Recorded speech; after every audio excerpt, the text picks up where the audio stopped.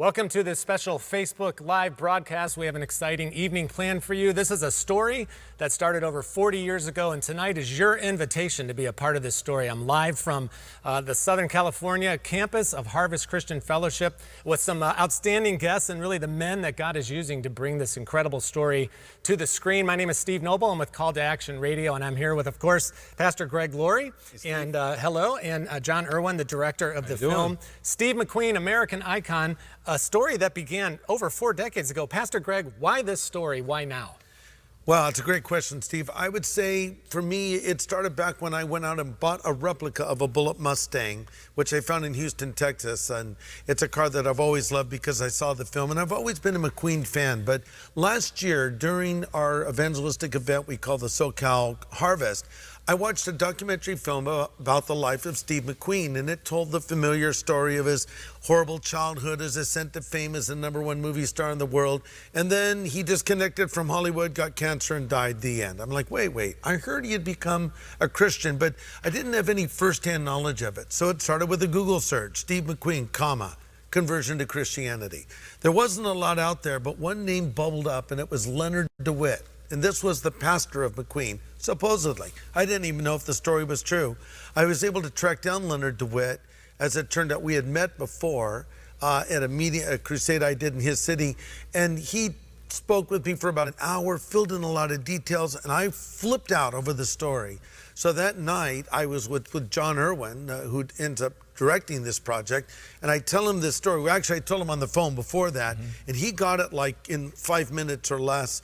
I said, we should make a documentary film. So it started there, wanting to finish a story that needed to be told in its entirety, the story of the life and transformation of Steve McQueen. Well, John, you and your brother Andy, of course, well known as the Irwin Brothers, Mom's Night Out and Woodlawn and October Baby. And then, of course, I Can Only Imagine coming out next spring. Yeah. For you, what was it about this story, about what Pastor Greg was sharing with you about Steve McQueen, about his conversion? For you as a filmmaker, why this, why now? Well, Andy and I, our purpose is to tell stories that are emotional, that are relatable, that are entertaining, but that showcase the transformational power of the gospel. And I love true stories. Woodlawn was a true story. I Can Only Imagine is a true story. And, I think, I love stories that are true, that show that the gospel can change your life. And so when I found out that this story of Steve McQueen, that the biggest movie star in the world, I used to watch The Great Escape with my dad all the time, that there was this untold story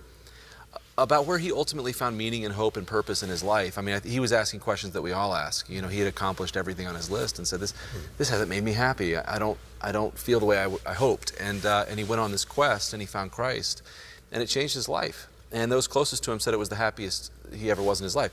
And it was a story that was untold. So it was like a splinter in my mind. I caught Greg's vision for it.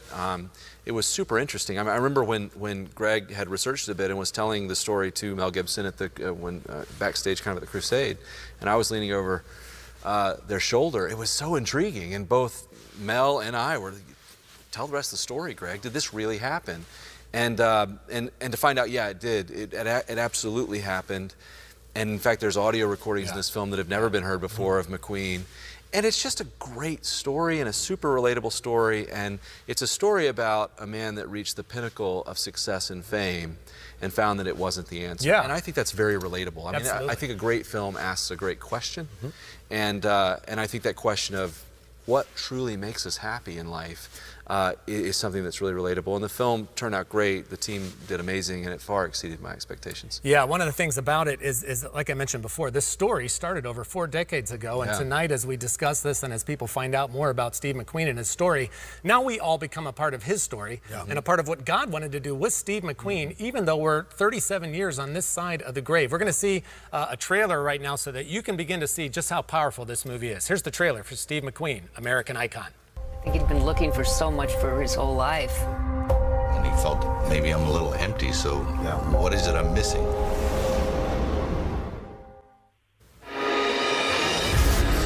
King of cool. He was so cool, man. He was a man's man. He embodied the American dream. I don't think there was anybody like Steve, not even close. He did have beautiful blue eyes. They were sad eyes. Steve became the #1 movie star in the world. He had the most beautiful women. He had the most amazing cars. He had more money than he could spend in a lifetime. And there was a big old hole in Steve McQueen's heart.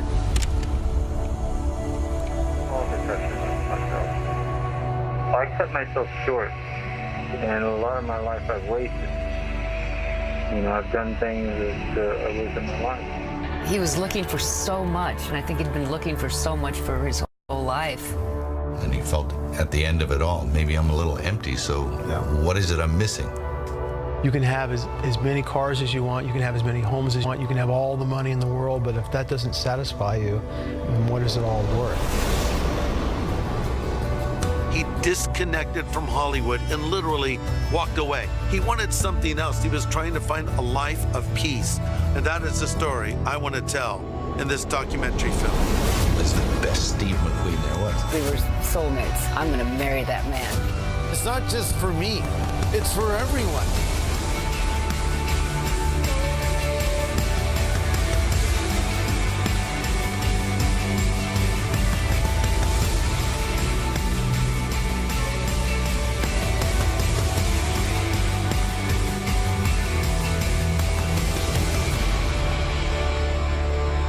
I want to change some people's lives, maybe somehow.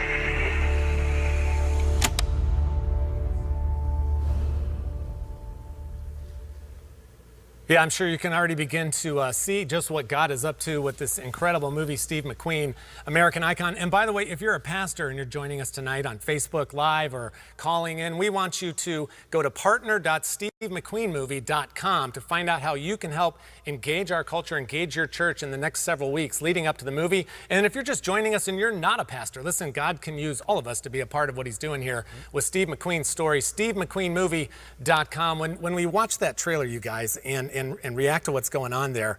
I mean, do you think that that film is now giving us this ability to reach people with the gospel? Of course, we have personal evangelism, Pastor Greg, we have the Harvest Crusades and Harvest America. What about using the film now in our evangelism arsenal? Well, I think John has really pioneered this field. You know, let me explain what the objective of this film is. There's a lot of great Christian films out there, God's Not Dead, War Room, etc. Great films that believers enjoy. But this is not so much designed for a Christian audience per se. This is in many ways designed to reach a non-believing audience. And I think that there's a lot of people that know of Steve McQueen that would like to know more about his story, that have never heard this aspect of it. And you know, I love the way that John directed this. We let it unfold in real time. In fact, I don't even think we mentioned Christianity until maybe, 9 minutes into the film, and really it's designed that way. Quite a bit later. And there's a reason. John, why did we wait till later to sort of do the unveiling of the whole story in the film? Well, what we've learned is that a story can be an incredible tool of instigation and an incredibly, I say that we're storytellers serving the greatest storyteller of all time. Jesus told emotional stories that people could relate to. And a film is that way. And what we found is that if you tell the right story in the right way, especially if it's true, we found this with Woodlawn. That was the first kind of true story that we had done, and it was more of a kind of a blatant tool for evangelism because it showed the power of the gospel to transform a situation. And we've had over 25,000 decisions for Christ all over the world. A lot of young kids, a lot of teenagers in large numbers. And what we found is that if Christians can use the tool as a tool to engage, as an offensive weapon, to engage their communities, that a movie theater can be a very neutral spot. Very much so. And this is, I heard someone say, originality, the key is just forgetting the source. So I don't remember who said this, so I guess it's original. It's that story is truly the language of our hearts. Film is the language of our time. And a movie unifies the two. And it really is where culture gathers, and it can be an incredible opportunity if you use it correctly. But the story has to be created in a certain way. So we hold the message really to the back third of the film after the audience has really engaged and really related to the character. So there's nothing that will scare an audience off. And so what we want to do, and this is what struck me about the Harvest Crusades and Harvest Ministries, and there's so much that we believe in together. You guys do things with scale and you do things with excellence.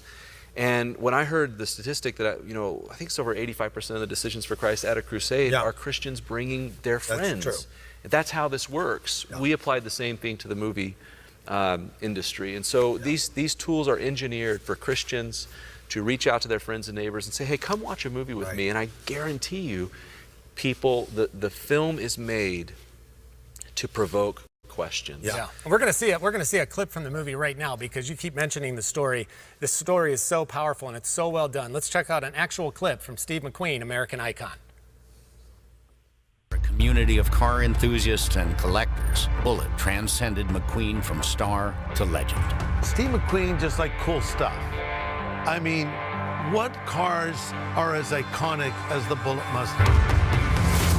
I think it's what he did to that car that made it so special. It's a Mustang fastback with a blacked out grille, aftermarket wheels added to it, and sort of a little black inset on the back. Steve drove the car and it made the car cool. There's just something about it. How can you not love a guy who gets a car airborne to the streets of San Francisco?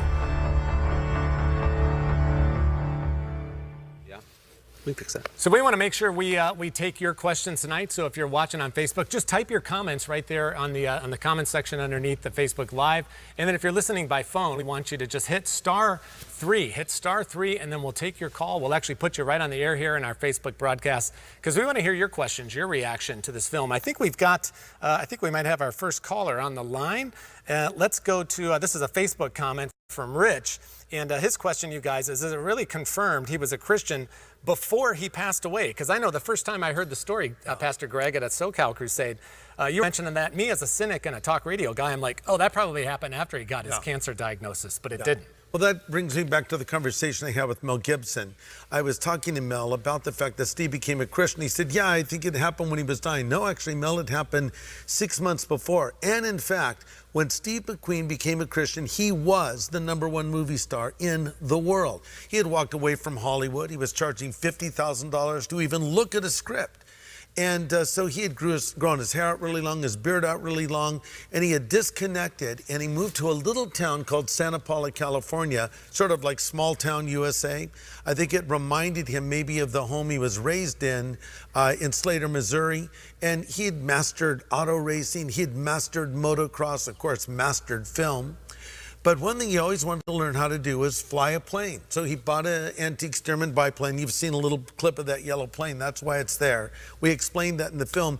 And it was after moving there, taking flying lessons from his pilot and instructor, Sammy Mason, that Steve heard the gospel and came to faith. Listen, we make an absolute open and shut case for the conversion of Steve McQueen, starting with his widow, Barbara McQueen, who was there for all of it.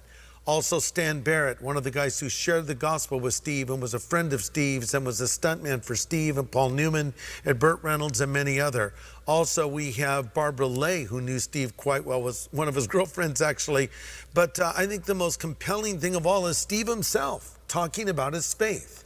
And so this is absolute certain that Steve came to faith, and there's a whole Billy Graham Bible story that's an integral part of that, because Billy went to see Steve when he was in the advanced stages of cancer and gave him his Bible and wrote about it later, talking about the absolute transformation he had seen in Steve's life. So there's no question this happened. Yeah, and you were mentioning all these different people that were involved in the story, and of course people that are watching us on Facebook Live or listening on the telephone, or now you're a part of that story too.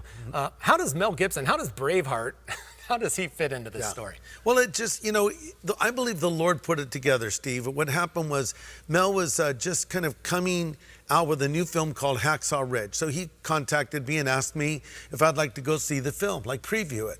And so John and I happened to be around that time. I said, come join me. So we went, we watched the film, we loved it. It was a great film, right? Should have won Film of the Year, Movie of the Year, should have won Director of the Year, Actor of the Year. It didn't, but it should have. That's my opinion. But anyway, so I was interviewing Mel one evening of the crusade. I believe it was Sunday night, if I'm not mistaken. And it just so happened I'd sort of discovered this story the day before, and I was so excited about it, so I started talking to Mel about it. And then so I interviewed Mel at the crusade, and then afterwards he texted me and thanked me and then said, if there's anything I can ever do for you, let me know. Well, a little time passed and we're putting this movie together. So I said, so Mel, would you let me interview you for the film as an actor talking about an actor? And he said yes. And so next thing you know, we're up there in his offices, and and we're filming Mel, and boy, the insights, John, that he brought to this, it was just pure gold, not only talking about Steve as an actor and how he used lighting and props and his technique, but then Mel brought something to this project that only a guy like Mel could bring. Yeah. He spoke about what it's like to be that movie star and want to disconnect from Hollywood. Yeah, there's things that Mel really had insights on. You know, things that you don't think about with fame, like losing your anonymity. Yeah. And McQueen went through a phase where he tried to kind of grow his beard out and hide. And the insights that Mel, who was a huge McQueen fan, studied him. It was a huge part of Mel's career was studying Steve McQueen. And that's a part of the story, that McQueen redefined the modern movie star. And Mel, Kevin Costner, and a lot of people really kind of built their career on that archetype. And so Mel really gives an incredibly insightful interview towards the industry, the movie industry. Steve McQueen is an actor, and it was cool to have that perspective that really only Mel can have through experience. And this actor-on-actor interview, Gary Sinise, really good friend, came on board to do the narration. Yeah. And so you know, they added a real sense of star power to the doc. And our goal was to tell this story as, you know, I go to the movie theater to be entertained, and I go to feel things. And we wanted to tell this movie in an incredibly entertaining way and an incredibly emotional way, and then lead people to an understanding that, yeah, it was not some tragedy in McQueen's life that made him grasp for God at the end. It was actually success, the emptiness of fame that caused him to search for answers and to find Christ and to find a true sense of peace and happiness in his life. And I think we're all chasing things that we think would make us happy and don't. And so it's an incredibly emotionally relatable thing. I remember when I first showed it to my wife, and I love documentaries. I watch a lot of documentaries. And my wife doesn't. And she was into it. And she's like, I love this film. And she couldn't stop thinking about it. And couldn't stop talking about it. So that was a really good sign. And I think I'm grateful to Mel Gibson and Gary Sinise and others that added their voice to this film. And a film that in a way fulfills one of the last wishes of Steve McQueen. He wanted the story told. Yeah, and we're going to hear that from Steve McQueen himself. And one of the things that it seems like not a year goes by that we see some movie star, some sports star who crashes and burns. They have something terrible happen. And man, wouldn't it be awesome if they came to the Lord, if this particular person, because they have such a platform. And Steve McQueen, there's a really interesting twist on this story, but instead of us talking about it, let's go to an audio clip. This is one of the jewels of Steve McQueen, American icon. One of the last interview he did, just a couple weeks before he died. We have the audio that's a part of Steve McQueen, American icon, right from Steve McQueen's lips himself. Let's check this out. This is so powerful, what Steve McQueen was experiencing near the end of his life. I really believe that I have something, I think I believe, I'm pretty sure I believe, I have something to give the world as far as my relationship with the Lord.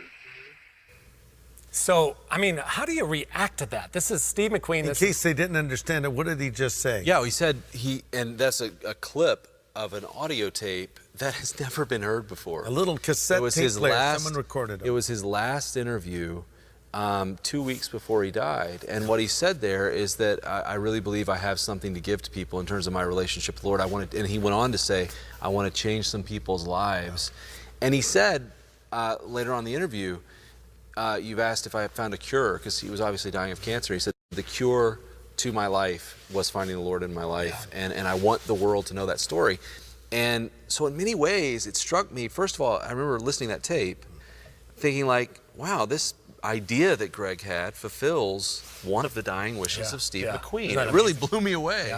And I remember listening to that tape for the first time. Yeah, totally amazing. So if you're, it should be pretty obvious to you now how God is going to use this, how he's already using it. And being a part of Steve McQueen's, one of his last wishes was that he'd be able to share this newfound faith in Jesus Christ with people all over the world. And now because of Pastor Greg and because of John and because of the people behind the movie and now because of you and because of me, we can all be a part of God bringing that to fruition. So we want you to make sure if you're a pastor, go to partner.stevemcqueenmovie.com. All kinds of resources there that you can encourage your church over the next couple of weeks. And if you're just a lay person, if anybody out there that sees the value in this, which should be as Christians, should be all of us, stevemcqueenmovie.com. We're going to play another clip now. We're going to go to another film clip because we want to continue to give you a taste of this story and how you can see the value in it. coming up on September 28th that we can buy a ticket, bring another person with us, buy 2 tickets, and use it to share the gospel with people. This power of this story is so obvious and so incredible. Let's check out this next clip from the film. In the end, he got everything he wanted. It was the breakout role he'd been waiting for. Sort of alerted the public and producers that, hey, there is a star that's emerging. With the release of The Great Escape, 1963 would become the year that made Steve McQueen. Life magazine anointed him the next big movie star. Time went even further, declaring him the next John Wayne. With one jump, the scrappy street kid from a farm in Missouri would vault himself from working actor to Hollywood's new rising star. After The Great Escape made it big, he started this great streak of hits, starting with the Cincinnati Kid all the way to Bullet. He's become this cinematic rock star.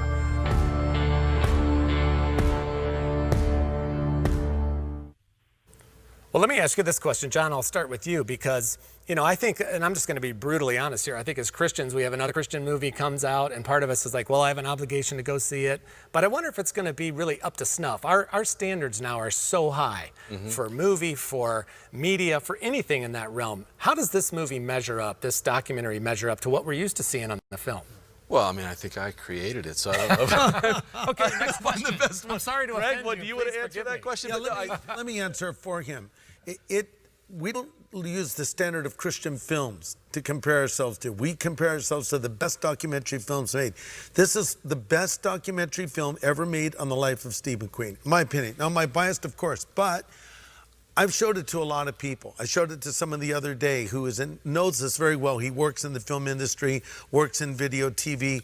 I said, we have a few moments left in time to edit things. Would you change anything? He says, I wouldn't change a single thing. It's so compelling. It's so well done. It's so well filmed.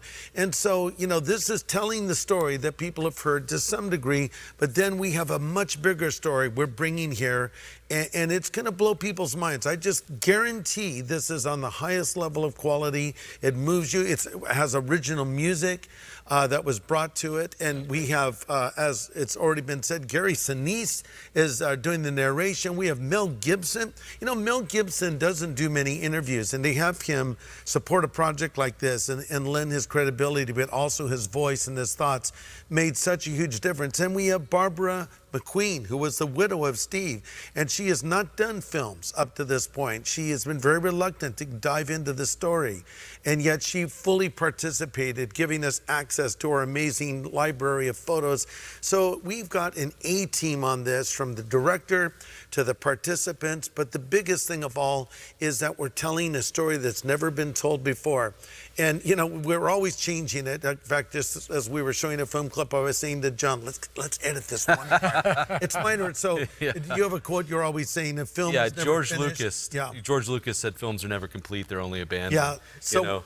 we're going to have to abandon this soon and release it. But we're just down to the final details. But, you know, we're just trying to dial it in. But, you know, we had an ending that we filmed, and we think it could be better. We showed it to an audience of people, and we got a little feedback. Let's make it better. The ending it has now, oh man, I put little clips of it on my Instagram page and on my Facebook page, so all of you Facebook friends out there, go back a few posts and you'll see a little clip from that invitation. We went to Angel Stadium where I was speaking to 35,000 people, talking a bit about Steve, and, you know, really closing the deal. This is the big thing about this movie, Steve Noble, that I'm talking to right now, is this movie tells a story, but then I present the gospel and I tell people how to come to Christ. And when we started the project, I said to John and to Barbara McQueen, I said, the reason I'm participating, I love film, I love art, I love all things visual, but I said my main reason is I want to share the message of the gospel and use Steve's story to tell the greatest story ever told. She agreed to that. John understood that and wants to make that happen and has made it happen. So now this is going to be, I think, one of the finest, most effective evangelistic tools we're putting in the hands of the believer. I want to loop back to something you said. Here's what people need to do who are watching right now. You need to go to SteveMcQueenMovie.com. You need to buy a minimum of 2 tickets, one for yourself and one for a non-believing friend that you will bring to the movie. They may never go with you to church. They may never even go with you to a Harvest Crusade, but I bet you they'll go see a movie at your local theater. And when you go to our website, there's a little search engine. You put in your zip code and you can find where it's showing near you. And it is showing everywhere across America in some 800 theaters. Yeah. So it's like buy a ticket for you and buy a ticket for a friend that you bring. And I wouldn't be surprised if that friend may not open their heart up and accept Christ into their life. Yeah, and I'll go one step further and challenge you to buy even more than 2 tickets. I got together with another friend of mine back in Raleigh, North Carolina, Russ Andrews, who has a Bible study there. We bought out a whole theater. Nice. We bought 288 seats. It's a men's outreach, and we just came right out and said, you guys are awesome. Just came right out and said, hey, listen, if you're just going to come with yourself or another Christian, don't come. Yeah. I want you to bring somebody That's excellent. that doesn't know the Lord. We're going to go to a caller right quick. Doug Brewer's calling in. He's a part of our conference call tonight. He's got a great question that's going to set up our next little clip that we're going to share from the film. Let's get Doug on the phone. Hey, thank you, gentlemen. This is Doug Brewer down in Graysville, Alabama. And I can tell you this is going to be a first-class project because I've known John since he was a young man. I've known his dad, Senator Hank, for a long period of time, and they do first-class work. And my question to you, gentlemen, is this: how much in length is the actual audio interview with Steve McQueen that's going to be a part of this? And God bless y'all, and thank you for your great work. Well, Doug, I should say roll tide, first of all, and I love Alabama. It is my home. The answer to your question, which is a great one, I remember when I heard, first of all, I've got an incredible team that makes these films, and Ben Smallbone kind of co-directed it with me, and this was our first time to really empower some emerging talent that we believe in. We believe in teaching and equipping and empowering another generation of filmmakers, and reaching for quality. We never quite get there. We just reach higher and higher. We want to earn the message, not use it as a crutch. And so I remember working with Ben, who co-directed the film with me, and did a great job, and some other people, and listening to this interview and just sitting spellbound, like, how has the world never heard this? Amazing. And telling Ben, I think that we should make this a narrative thread through the entire movie. And so we go to it kind of as it's kind of like one of the binding concepts of the movie, and Ben had this idea. It was really cool to like shoot some reel-to-reel audio things and tape players and use that as a visual device. And so it's a device that we use all through the film, and it's so fascinating. You understand the character. Like, one of the things McQueen says, he says that when, and Greg could speak to this, that their childhoods were very similar, Greg's and Steve's, but he says, when you didn't have love, when you weren't loved, when you were abandoned and not loved, you don't think you have any worth. And you don't think you're any good. And you begin to understand McQueen and understand the decisions that he made and the regret that he had. He said, so many of my relationships were based off drugs, and I don't have real relationships. And you understand that with this flight instructor, Sammy Mason, he found the father that he was looking for. And so it's one of the deeper insights into the life of Steve McQueen. And we use the interview as a narrative through the film. And we really plow to his childhood, and Greg was able to speak to that with great accuracy because your childhoods are so similar. One person we haven't mentioned who is the co-author of the book the film is based on is Marshall Terrell. Marshall was such a key part of this. He's on screen a lot. He's sort of our resident McQueen historian. Marshall has written 5 books on Steve. So I said, Marshall, I'd like to write a book with you about Steve, but I want to really delve into the spiritual story. And as I was doing the research for this book, and you can get this out at Amazon.com and places like that. But as I was doing the research, I was amazed to find how close our childhoods were. I didn't know that when I started this project. Both Steve and I were born to alcoholic mothers, both blondes, as a matter of fact. His mom was named Julian. My mother was named Charlene. Both of us had many stepfathers, some who were abusive. Both of us never knew our biological father, and in fact went searching for him. Both of us spent time living with uncles and aunts and grandparents, and both of us were sent to reform type schools. He was sent to the the Boys Republic in Chino, California, and I was sent to the Southern California Military Academy. So as I'm learning about Steve's childhood, it's like I'm thinking, I know this guy because this is me as a kid. And I'm not a psychologist, but I could go back and look at the man he became, that walled-off man, that man that found it hard to both give and receive love, that man that was on a search really through life for a father. Because I was that man too. I was younger. Now, I came to faith in Christ when I was 17. Steve came to faith in Christ when he was 49. But he got there. And it was that same kind of trajectory he was following. And I've never heard another story more closely parallel mine, or maybe I should say, I've never, more closely paralleled someone else's story as Steve's. So it gave me a great empathy as I wrote the book and then as we put the film together. Well, the other thing about that I feel compelled to mention, listen, I can't relate to your story and I can't relate to Steve McQueen's story. I grew up in a stable 2-parent home. Yeah. But I tell you what, there's things about Steve's life, there's things about your life and his search for answers, his try to find it in sex, money, and power. I tell you what, almost everybody can relate to some of those struggles that you've had, and in this particular case that Steve McQueen had. We're going to go to another one of these audio clips from the movie. Such a powerful tool that God has placed into the care, custody, and control of Pastor Greg and John and the team behind the movie. Check out this audio clip from Steve McQueen just a couple weeks before he died. Is when a kid didn't have any love when he was small, he begins to wonder if he's good enough. Okay? If my mother didn't love me or I didn't have a father, I guess I'm not very good. So then you go out and try to prove yourself. Yeah. Now, I would imagine, now listen, we've got 42% of children in America growing up in a home without a father. Yeah. But over 80% of children in African Americans' homes growing up without a father. I think this part of the story and what he's talking about there and not feeling loved and not having any worth, I think this is going to resonate all across the country, don't you?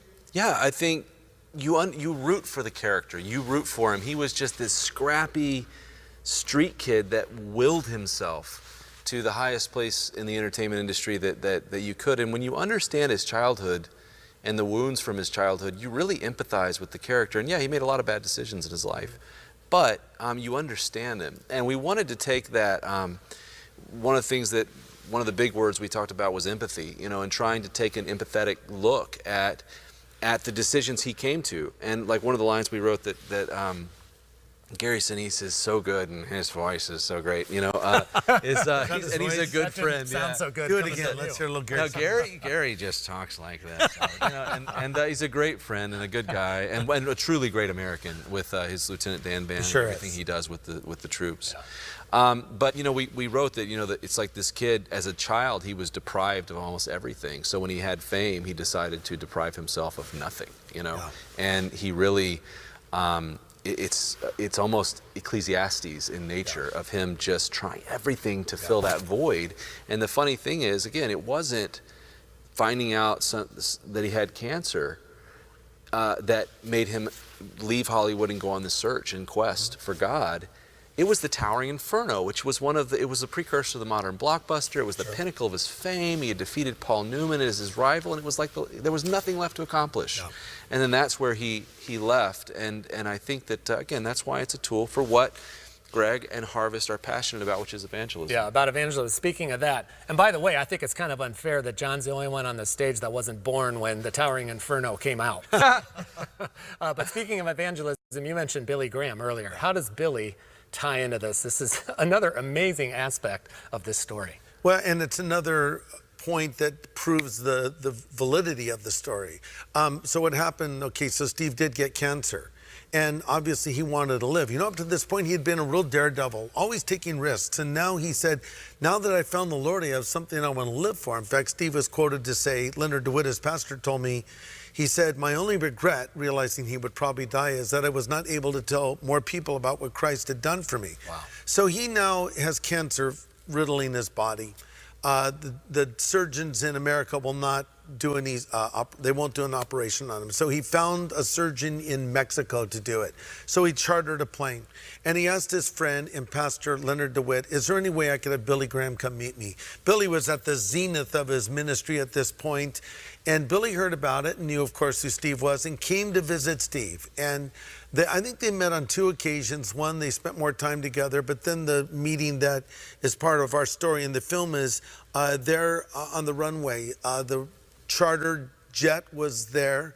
In fact, as it turns out, that the pilot of the jet goes to our church and came up to me. His name is Mike Jugan. I was telling part of the story, and he comes up after the service and says, I was the pilot of the jet. So he ended up in our film too. Amazing, because he was there flying Steve to Mexico. But anyway, Mike Jugan, the pilot, and another pilot are waiting for Steve to arrive, and a gentleman shows up there on the runway, and they recognize him, and it's Billy Graham. He says, I'm here to see Steve. Steve comes rolling up. He's wearing a sombrero. He's got blue jeans on, drinking a Coke.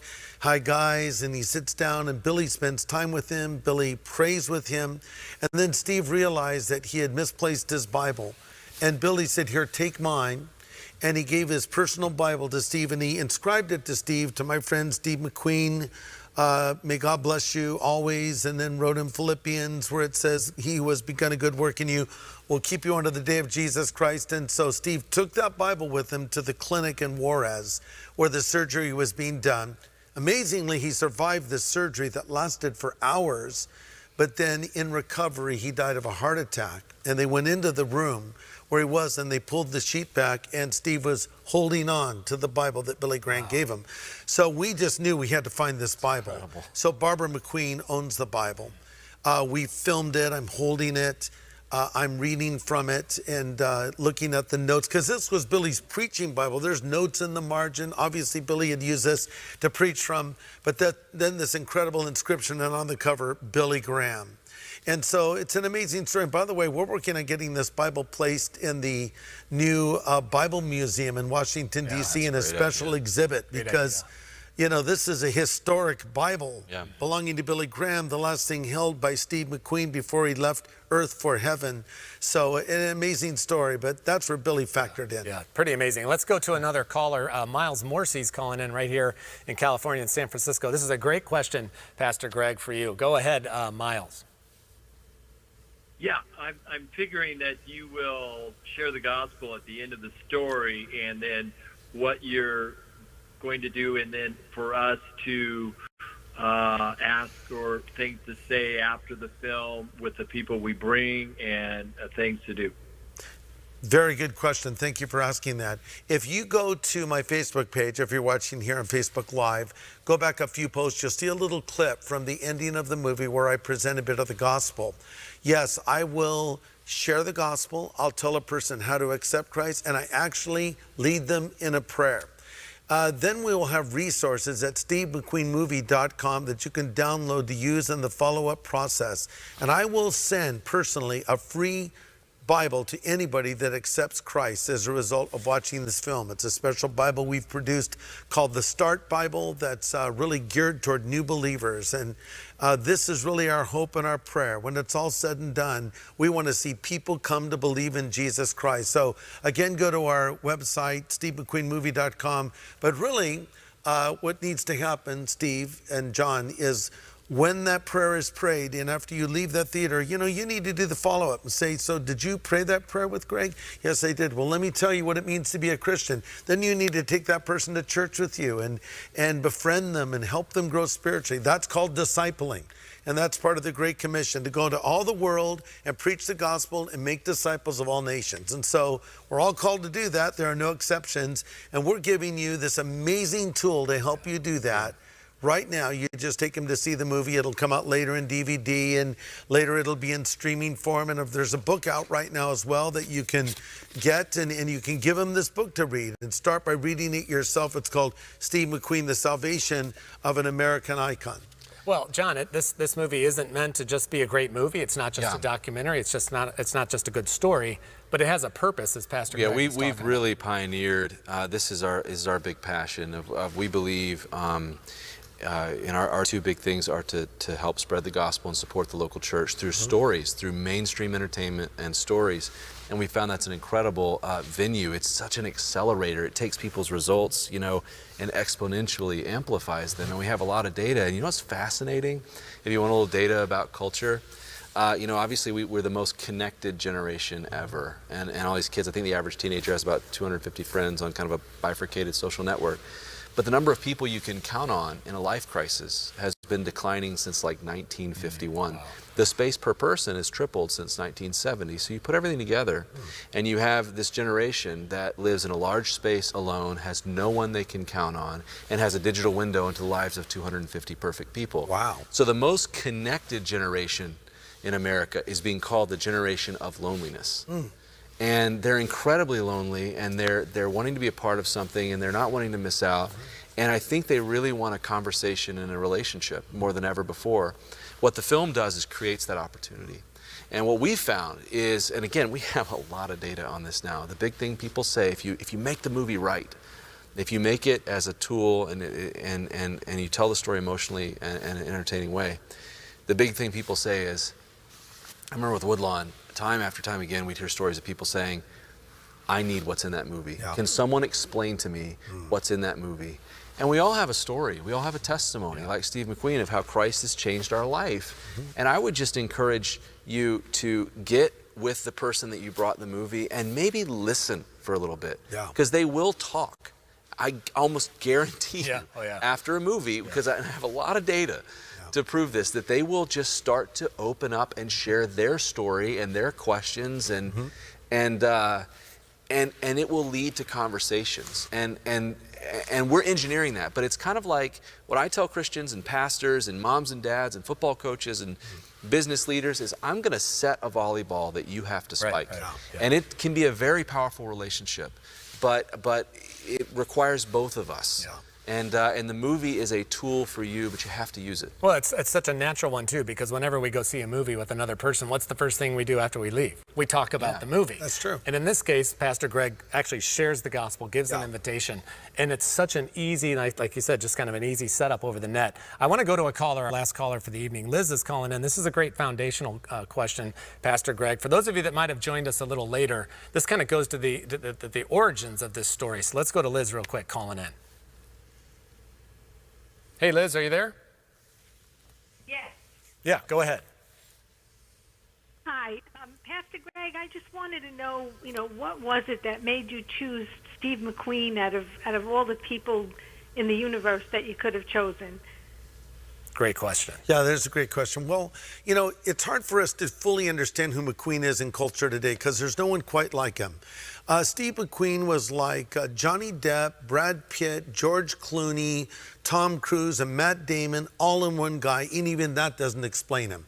He was a fashion icon like a George Clooney. He was a bad boy like a Johnny Depp. He did his own stunts like a Tom Cruise. He was a leading man like Brad Pitt. He was the whole package and then some. And the answer, Liz, is that to me, Steve's story is like a modern retelling of the story of Solomon. Solomon had everything this world offers, incredible properties and wealth and fame and women and all the rest of it. And at the end of his book, the book of Ecclesiastes, he says, here's the sum of the matter. It's all empty. It's like chasing the wind. So fear God and keep his commandments. And Steve McQueen effectively came to that same conclusion, but in a much more modern time. And, quite honestly, Liz, it's not that often that you hear of a famous, iconic figure coming to faith in Christ. And the reason for that is a lot of them don't. But this guy did. And he didn't do it when he was on his deathbed, though that's happened for others. Steve McQueen became a Christian when he was the #1 movie star in the world, at the peak of his success. And that, to me, adds a depth and a lot of interest to the story. And I think the other reason I decided to tell the story of all the stories I could have told is because I don't think it's ever been told before. And it personally fascinated me. And, and John wasn't, I'm older than John. I'm old enough to be John's dad, as a matter of fact. And in fact, I've met his dad and his mom. They're wonderful people, by the way. But John's a younger guy, but he gets it for his generation. Yeah. John's in his 30s. I get it for my generation. I'm in my 60s. You get it for your generation. You're in your, 80s? Late 20s. Late 20s, yeah. Yeah, just... But, so that's why we call it Steve McQueen American Icon. There's a lot of famous actors from days gone by, but they're not all iconic. But certain people become icons. James Dean, Elvis Presley, Marilyn Monroe, Steve McQueen.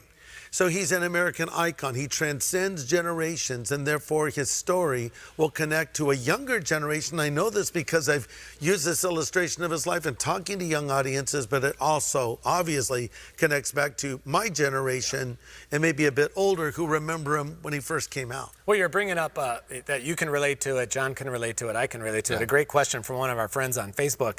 Is this a movie that a non-believer will want to watch? Or is it too churchy? Is it too like inside baseball in our language? Or will a non-believer enjoy going to this movie and get the powerful nature of the story? Yeah, I'm passionate about this. You know, a lot of whatever's known as faith-based films, and we're on the frontier of that with a few other content creators that I dearly love, and we're all kind of pioneers. And Steve McQueen reminded me, Steve McQueen is one of those things where it fits more with what we do.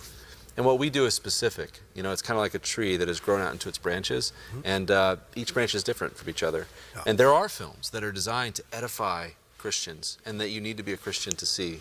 What we've fallen in love with is stories that showcase the transformational power of the gospel. And we engineer those stories to be very accessible, because to the people that we want to reach. And so we cleanse them of Christian kind of dialect, I guess, and things that people might not understand, and we make them, in a way, it's a slow burn. So we only begin to tell the story of transformation.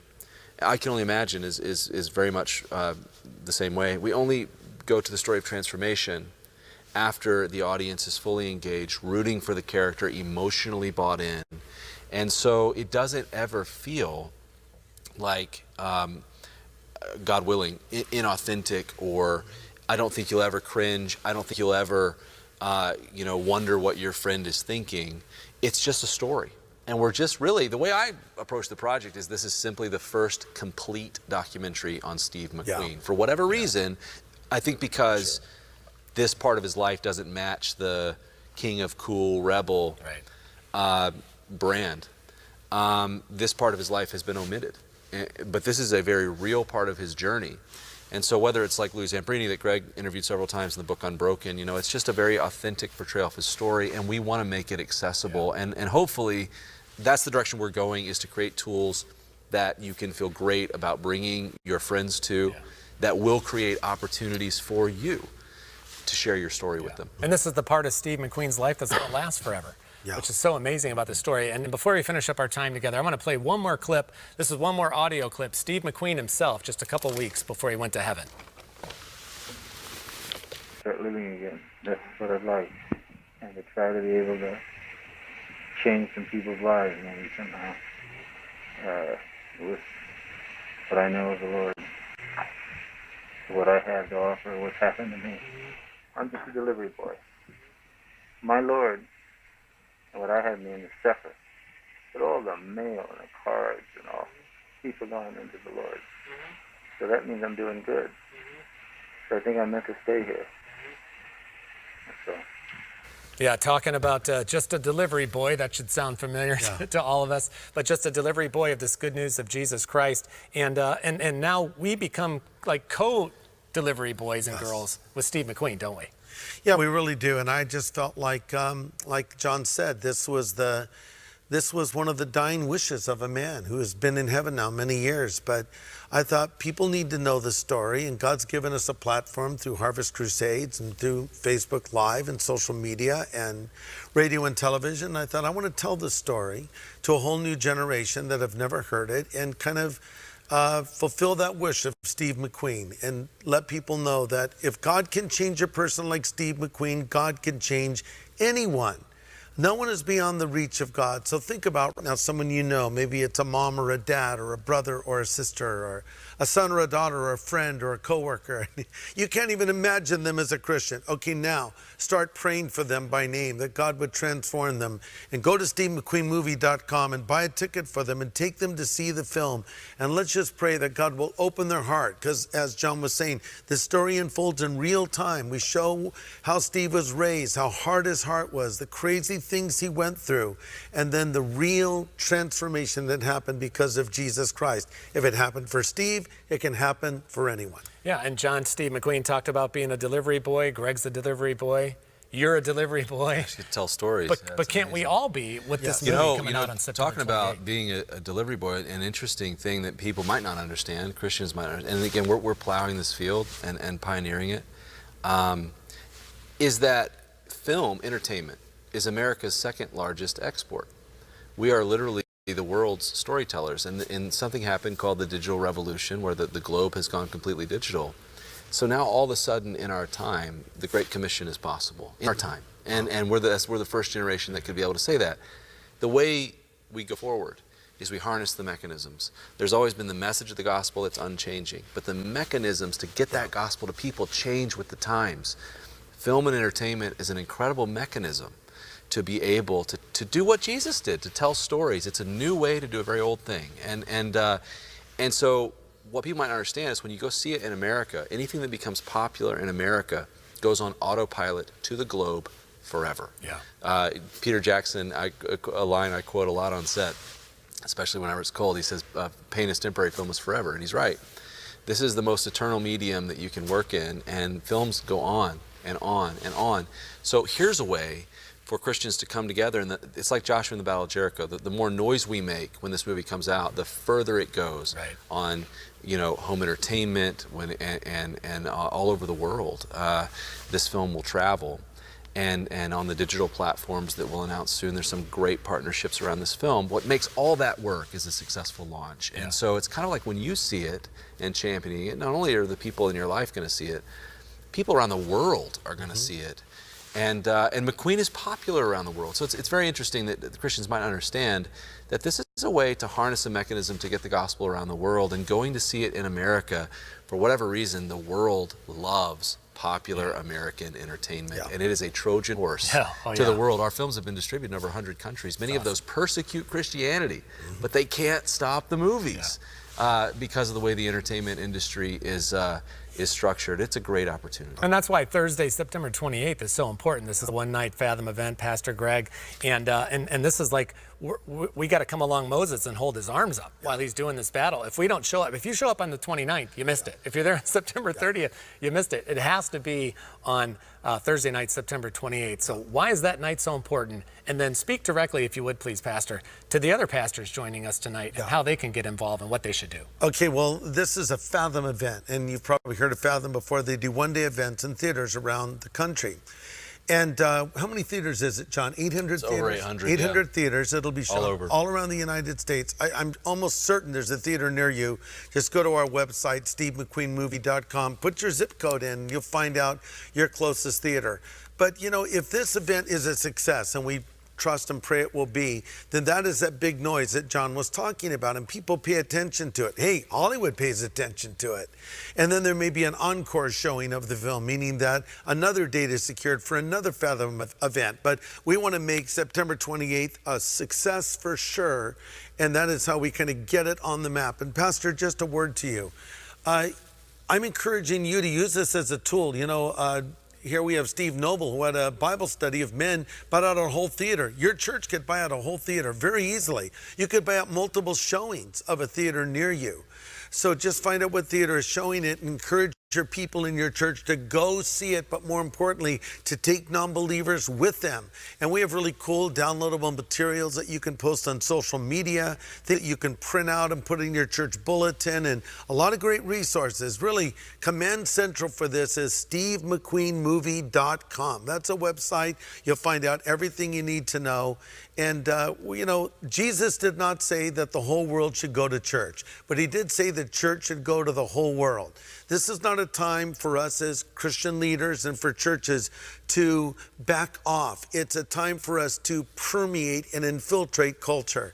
And we're going to do this with this powerful tool, Steve McQueen, American Icon, on September 28th. So I hope you all will support it, and thank you in advance for that. John, final thoughts, final encouragement for all our friends watching and listening tonight. Well, no, just that I appreciate Greg and his vision for this project. It was funny, we were actually preparing to film our film, I Can Only Imagine. We were in pre-production when Greg started blowing up my phone just before with this story, and I got hooked. I'm like, oh my goodness, I'm supposed to be thinking about a feature film, and I'm hooked on this documentary story. It was just that good.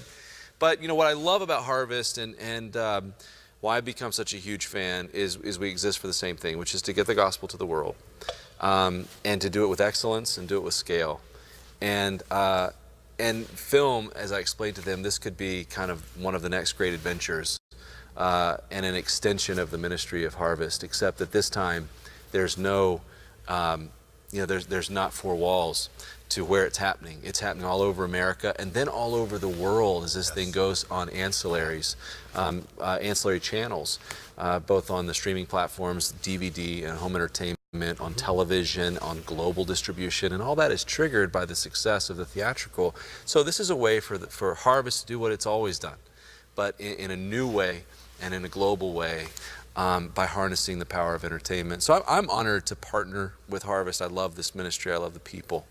And I love Greg's vision for this project and this story. And yet I also exist to I love, as a profession, to just tell great stories. And to go from when we started and kind of dove in, took a leap of faith, wondering, did this really happen? To not only find that it did, to find that it did in Steve McQueen's own words, and then to find that one of his dying wishes was to have this story told, and this film kind of fulfills that wish. That's, as a filmmaker, a really, really cool opportunity, and I'm very, very grateful for how the film turned out. Yeah. So if you're a pastor, again, go to partner.stevemcqueenmovie.com. Some great tools for you to use over the next coming weeks leading up to Thursday, September 28th, that one-night Fathom event showing. Again, partner.stevemcqueenmovie.com. For all the rest of us, stevemcqueenmovie.com. Pastor Greg Laurie, thank you so much for being here tonight. John Irwin, director of the film, thanks for being here. As always. And friends, for the rest of you, welcome to your part in Steve McQueen, American Icon. Let's get out there and share the gospel through this movie on Thursday, September 28th. Thanks for being here.